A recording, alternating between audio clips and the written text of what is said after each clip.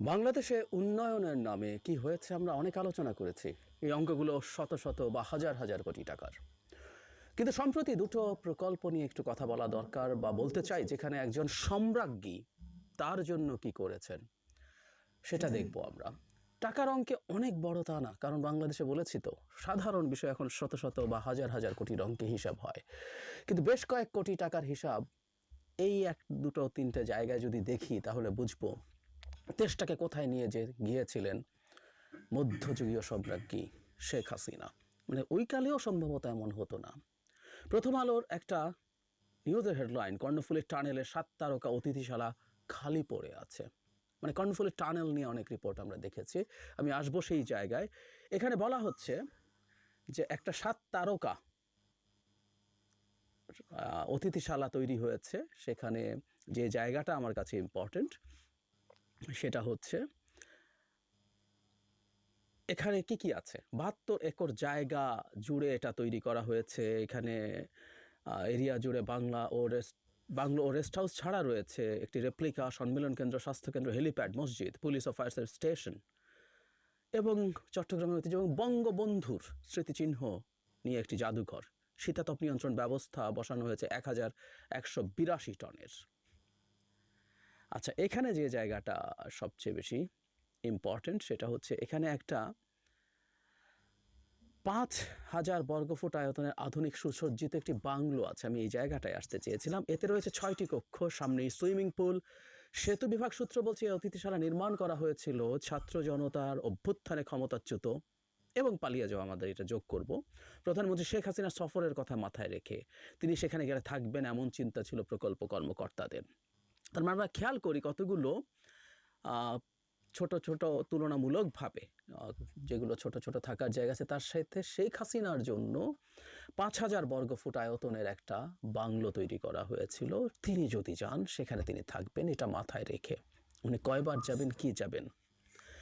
জরুরি কথাটা হচ্ছে এই প্রকল্পটা কীরকম আছে সেটা আমাদের একটু মাথায় রাখা দরকার। সেটা হলো এই প্রকল্পটা আমরা যখন শেখ হাসিনার তথাকথিত উন্নয়ন নিয়ে আলোচনা করতাম, এই টানেল নিয়ে কথা বলতাম। এই টানেলটা অহেতুক করা হয়েছে এবং এটার খরচ কোনোদিন উঠবে না, এটা বাংলাদেশের গুরুত্বপূর্ণ। এমনকি আওয়ামীপন্থী, আওয়ামী লীগ করা অর্থনীতিবিদরাও বলতেন।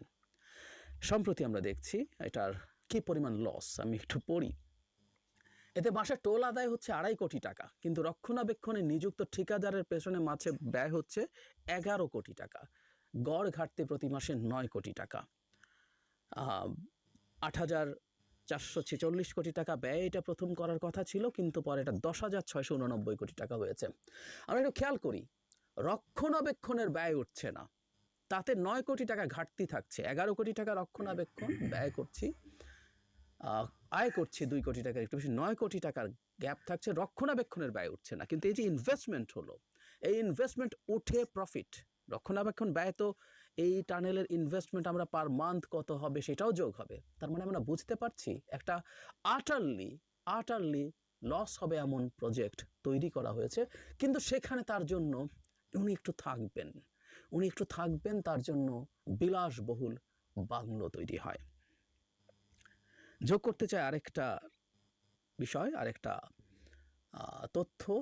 আকবর হোসাইন, আমরা চিনি অনেকে তাকে, বিবিসি বাংলায় কাজ করতেন, এবং আকবর হোসেনের একটা অনেক চমৎকার রিপোর্ট আছে, কোনো সন্দেহ নেই। কিন্তু একটা মানে ভবিষ্যতের বাংলাদেশের জন্য আকবর হোসেন আরেকটা জায়গায় খুব গুরুত্বপূর্ণভাবে আমরা তাকে স্মরণ করব। সেটা হচ্ছে 2018 সালের রাতের ভোটের নির্বাচনের একমাত্র ভিডিও ডকুমেন্ট আছে আকবর হোসেনের একটা রিপোর্টে। বিবিসি বাংলার হয়ে তিনি চট্টগ্রামে ভোট শুরু হওয়ার আগে একটা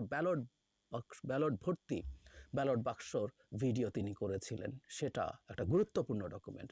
সম্প্রতি তিনি ব্রিটেনে বাংলাদেশের প্রেস মিনিস্টার নিযুক্ত হয়েছেন সম্ভবত। আকবর হোসেন একটা এই বাড়িটার ছবি দিয়ে লিখছেন একটু স্যাটায়ার করে, যে বাড়িটা কার ধারণা করতে বলা হচ্ছে।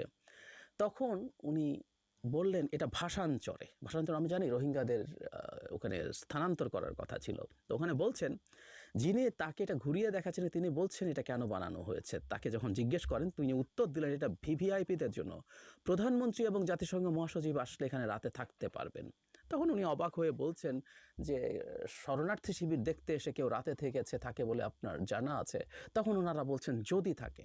ব্যয় কত? আকবর বলছেন তিনি স্পষ্টভাবে মনে করতে পারেন না, তবে অঙ্কটা ৮ কোটি টাকার মতো এরকম তিনি মোটামুটি করছেন। তারপর তিনি শেষের অংশটা খুব ফানি।